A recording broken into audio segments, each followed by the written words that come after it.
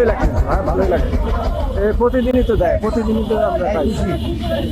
এক্সপায়ার্ডিং যাবত দিচ্ছি। হ্যাঁ, এটা আনন্দের সময়, এটা ভালো। বাংলাদেশে এরকম হওয়ার দরকার সব জায়গায়। আসলে এই 2 টাকার উদ্যোগটা আসলে আমরা রাজবাড়িতে একটা 2 টাকার হোটেল চালাই, আপনারা জানেন। ওই 2 টাকার হোটেলের পরিপ্রেক্ষিতেই আর প্রত্যেকটা ইয়াং বয়সের ব্যাচে একটা শখ থাকে।